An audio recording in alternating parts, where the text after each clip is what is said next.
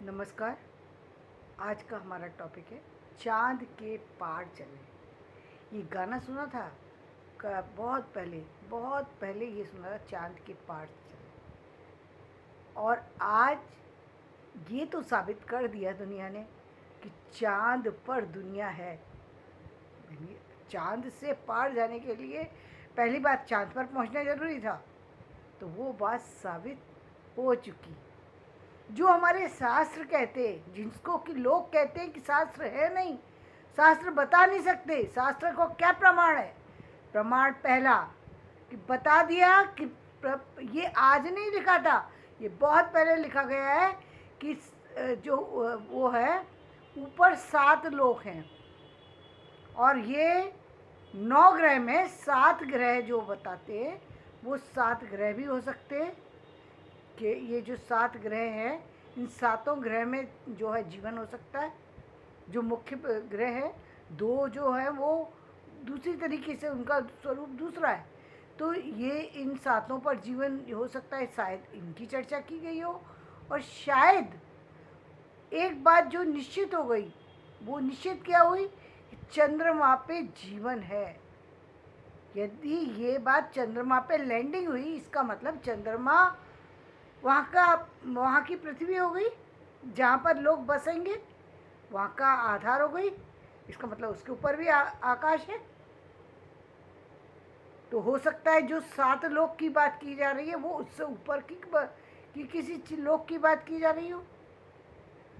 हम जो है बात 7 लोक की कर रहे हैं, तो ये 7 लोक ये भी हो सकते हैं कि ये जो 7 ग्रह मुख्य ग्रह है, सूर्य, चंद्रमा, मंगल, बुध, बृहस्पति और शुक्र, शनि, ये 7 ग्रह जो हैं ये प्रमुख हैं जिन पर जीवन संभव है। और ये तो प्रमाण मिल ही गया कि हाँ वहाँ पर लोग रहते हैं, वहाँ पर लोगों की उपस्थिति बता रही है। वहाँ पर जो चीज़ें अब पूरे जानकारी आगे निकल कर के आएगी। यदि जीवन संभव है तो निश्चित रूप से उसके ऊपर आकाश है, पानी है नीचे, तो वो धरती हो गई। यदि उस सतह पर पानी है और जीवन बसने वाला है, तो ये बात निश्चित हो गई कि वहाँ पर जो हमारे शास्त्रों की जो लोग कहते हैं कि कैसे पता लगेगा कि वहाँ पर भी जीवन होता था, ये बात साबित हो गई। अब साबित क्या करना है? अब साबित ये करना है कि उसके ऊपर यदि जीवन बसने की बात हो रही है, तो उसके ऊपर आकाश है। फिर उसके ऊपर भी आकाश है। फिर उस आकाश की भी बात करनी चाहिए। फिर अब यदि जीवन बस जाता है तो वहाँ पर, और क्या वहाँ पर वो जो अंधेरा दिखाई दिया है, वो अंधेरा स्थायी है या वो अस्थायी है? जैसे पृथ्वी पर यहाँ पर कुछ जो हम देखते हैं, तो पृथ्वी जो घूम रही है उसके अनुसार कभी वो सूर्य के संपर्क में आती है, कभी चंद्रमा के संपर्क में आती है, और दिन और रात होते हैं। कहीं ऐसी स्थिति तो नहीं है वहाँ पर भी? ये प्रश्न बन जाता है, ये प्रश्न उठ जाता है कि ये क्या ऐसा चीज़ तो नहीं है? तो हो सकता है ये भी चीज़ हो, और इस समय वो अंधेरे के संपर्क में हो, वो हिस्सा जो जो हमें दिखाई दे दिया है, या उस पर कोई ऐसा है कि जैसे जैसे हम ये कहते हैं, जैसे पूरा और हम जैसे एक एक जगह विशेष की बात करें, हम भारत की चर्चा करें, तो यहाँ पर एक हिस्सा ऐसा है जहाँ पर सूरज जल्दी निकलता है, एक हिस्सा ऐसा है जहाँ दक्षिण में पहले तो यही कहते थे कि दक्षिण पर व्यक्ति को रहना ही नहीं चाहिए, दक्षिण की तरफ मुँह ही नहीं करना चाहिए, क्योंकि वहाँ पर जीवन संभव ही नहीं है। क्यों नहीं संभव है? क्योंकि पहले तो दक्षिण को स्वीकार ही नहीं करते थे लोग। पहले जो चीज़ें बताई जाती हैं उसके अकॉर्डिंग तो यही शास्त्र तो ये कहते हैं कि दक्षिण की तरफ मुंह करके नहीं सोना चाहिए, दक्षिण की तरफ नहीं जाना चाहिए, दक्षिण दिशा में नहीं जा ऐसा करना चाहिए। पहले ये सब सारी बातें होती थी, लेकिन हम दक्षिण दिशा में लोगों को बसते हुए भी देखते हैं। हम ये भी देखते हैं कि वहाँ पर जो चीज़ें हैं वो अलग ढंग से हैं। वहाँ पर क्यों नहीं जाना चाहिए? तो हम देखते हैं वहाँ पर गर्मी बहुत ज़्यादा है, गर्मी के कारण से वहाँ पर लोगों पर उस गर्मी का ज़्यादा असर होता है, जिसके कारण से जीवन का स्थायी रूप से रहना मुश्किल है।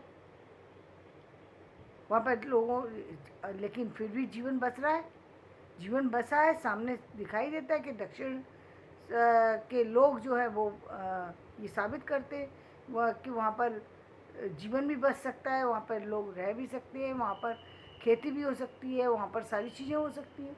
ठीक इसी तरीके से चंद्रमा पर जो पहला हिस्सा था जहाँ पर रोशनी दिखाई दी थी, ये दूसरा दक्षिणी हिस्सा है जहाँ पर अंधकार दिखाई दिया। तो ये प्रश्न भी बनना स्वाभाविक हो जाता है कि वहाँ पर भी ज़िंदगी है, तो ज़िंदगी के साथ साथ और लोग भी, ये बात भी निश्चित होती जा रही है, लगभग होती ही जा रही है। जैसे नासा ने भी पहले कहा था कि वहाँ पर जीवन संभव है, और वहाँ पर जो निशान मिले हैं वहाँ पर वो ये बताते हैं कि यहाँ पर पानी रहा है।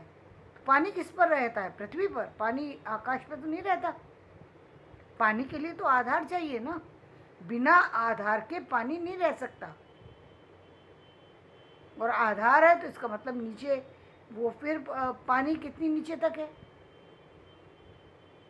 हम ये फिर जो बात कही जाती है कि 7 लोक ऊपर और 7 लोक नीचे, तो कितनी नीचे तक पानी है वो, और आकाश उससे कितना ऊपर है?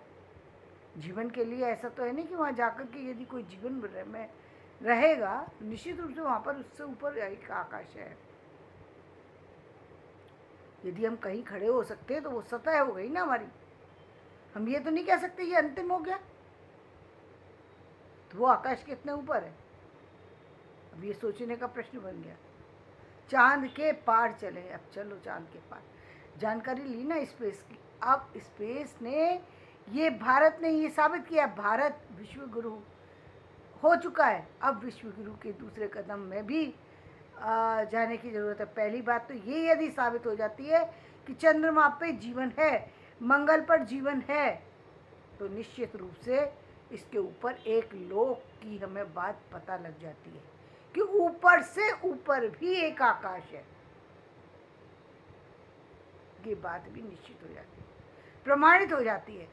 और ये बात तो शायद मैं कहूँ तो एक मंगल पर से आया हुआ एक बच्चा, विदेशी बच्चा था, नाम मैं भूल रही हूँ, उसने भी ये बताया था कि मेरा जन्म जो है वो बहुत अलग तरीके का से रहता है। कि उसने बताया था कि मैं मंगल पर रहने वाला व्यक्ति हूँ, मेरा पहला जन्म जो है मंगल पर था, और अब मैं वहाँ पर सारे लोग ख़त्म हो गए किसी कारण से, क्या बता रहा था वो, और उसके बाद मैं यहाँ आया हूँ। और ये जितने भी उन्होंने बताया, ये जो स्तूप वगैरह या क्या कुछ बने हुए हैं, वो उनके नीचे कुछ होने की संभावना बताई थी। जिस दिन ये स्तूप के बारे में पता लग जाएगा, उस दिन जो है वो जो हम, मैं कुछ भूल रही हूँ इस समय, याद नहीं पूरी सही ढंग से आ रहा मुझे, तो ये पता लग जाएगा कि जो है नीचे जो है इसके उसके अंदर बहुत सारी चीज़ें हैं जो एक दिन साबित होंगी।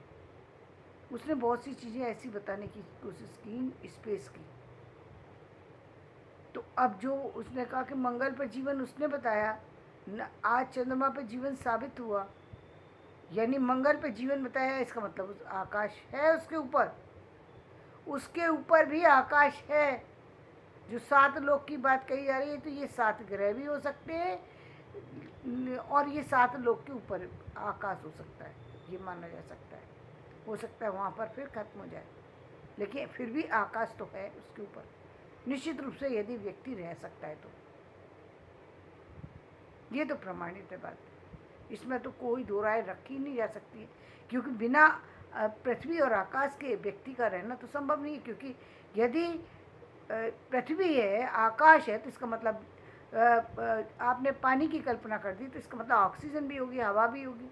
जितनी चीज़ें हम पृथ्वी पर कल्पना करते हैं वो सारी चीज़ें वहाँ संभव है। यदि जीवन है, पौधा लगा सकते हैं हम, जो कि बिना हवा के, बिना पानी के, बिना ऑक्सीजन के, बिना सूर्य की गर्मी के नहीं चल सकता। इसका मतलब वहाँ भी फिर वो ऊर्जा जो मिलेगी वहाँ पर के लोगों को, वो ऊर्जा उन्हीं चीज़ों से मिलेगी जिनसे हम लोगों को मिल रही है। ऊर्जा उनको भी मिलेगी ना, जो जिसका जीवन होगा, तो उसको तो ये सारी चीज़ों की आवश्यकता पड़ेगी जिसकी आवश्यकता हमको पड़ रही है। वो सारी चीज़ों की आवश्यकता पड़ेगी। जीवन बसाना कोई आसान नहीं है, केवल पानी मिल जाने से जीवन नहीं चल सकता। व्यक्ति को ऑक्सीजन तो चाहिए ही चाहिए, ऑक्सीजन के बिना व्यक्ति जिएगा कैसे? ऑक्सीजन है तो कार्बन डाइऑक्साइड भी होगी, आकाश भी होगा वहाँ पर। फिर वो पूरी धरती को बसने का आधार जब हम बनाएंगे, जब उसको उस पर स्थित रहने की बात कल्पना कर रहे हैं, तो ये सारी पृथ्वी लोक की जितनी चीज़ें हैं वो सब वहाँ बसानी भी होंगी, तभी तो जीवन संभव होगा। जीवन तो ऐसे नहीं संभव हो सकता कि हम किसी जगह चले जाएं, वहाँ पर सांस ही नहीं व्यक्ति ले सकता, रहेगा कैसे? पेड़ पौधे नहीं लग सकते, और यदि पेड़ पौधे लग सकते हैं, जल के का पता लग सकता है, व्यक्ति खाना बना सकता है। और ये भी प्रमाणित साथ दिखाई दे रहा है, क्योंकि वहाँ पर जो कुछ चीज़ें ऐसी जो दिखाई गई, जो जैसे उसमें जैसे एक मूवी में भी दिखाया गया, और कल मैं उसमें भी देख रही थी, कुछ अजीब से प्राणी जो हमारा हम लोग जो देखते हैं मानव कंकाल, ऐसे प्राणी वहाँ पर दिखाई दे रहे थे। तो वो प्राणी यदि हैं वहाँ पर, तो हो सकता है कि जीवन संभव है, लेकिन जीवन फिर इस स्थिति में क्यों आया? ये स्थिति जो हम वहाँ पर देख रहे हैं, जिस स्थिति की हमने उत्तर पूर्व की जो कुछ तस्वीरें देखी हैं, वहाँ पर जो हमने कुछ चीज़ें देखी, जिसको किसी और देखिए नाम, तो हमने वो प्राणी जो देखे जिनके जो सिर्फ मानवीय कंकाल जैसे नज़र आ रहे हैं। इसका मतलब मानवीय कंकाल होने का मतलब ये है वो मानवीय कंकाल की स्थिति में चल रहे हैं। तो मानवीय कंकाल की कल्पना आप यहाँ देखिए, पृथ्वी पर भी ये कहते हैं कि जब व्यक्ति बुजुर्ग होता जाता है तो धीरे धीरे उसके शरीर से, बॉडी से जो मांस जो है वो कम होता चला जाता है। और यहाँ भी देखिए आप, जब व्यक्ति 100 साल से ऊपर का होता जा रहा है, बॉडी में से उसकी शरीर की सारी जो त्वचा है वो सिकुड़ती चली जा रही है, त्वचा सिकुड़ती चली जा रही है बॉडी में से, जो वो और एक तरीके से बॉडी का ढांचा जैसा दिखाई देने लग जाता है। लेकिन ये तो ढांचे से बहुत आगे की चीज़ होगी कि बिल्कुल ढांचे में कहीं भी त्वचा का नाम ही निशान नहीं है जो जो उस पर दिखाई दी जा रही है। ये तो बहुत ही अलग बात हो गई ना।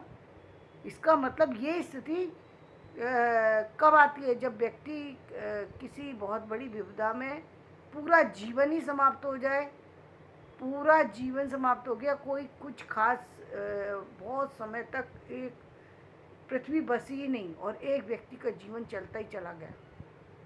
ये स्थिति है कि मतलब व्यक्ति 300-400 साल का व्यक्ति हो गया, उसकी बॉडी चल कैसे रही है? वो नरकंकाल जैसा दिखाई दे रहा है, वो चल कैसे रहा है, मूवमेंट कैसे कर रहा है? वो हवा और पानी पर वो यदि जी रहा है, ऑक्सीजन तो है, निश्चित रूप से है ऑक्सीजन, कि वो जी रहा है इसका मतलब ऑक्सीजन तो निश्चित है, लेकिन कैसे तो वो रहता है और कैसे उसको ग्रहण करता है, ये चीज़ें भी प्रश्न बनती है। तो धन्यवाद, मैं अपना वीडियो यहीं समाप्त करती हूँ।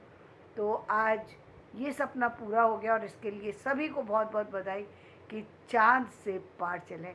तो चाँद पर हम पहुँच चुके और चाँद से पार चलने की कल्पना अब साकार करते हैं, और भारत विश्व गुरु है ये साबित हो चुका है, और विश्व गुरु के जो अगला पड़ाव है उस पर जाने के लिए अब प्रयासरत होना चाहिए। तो धन्यवाद।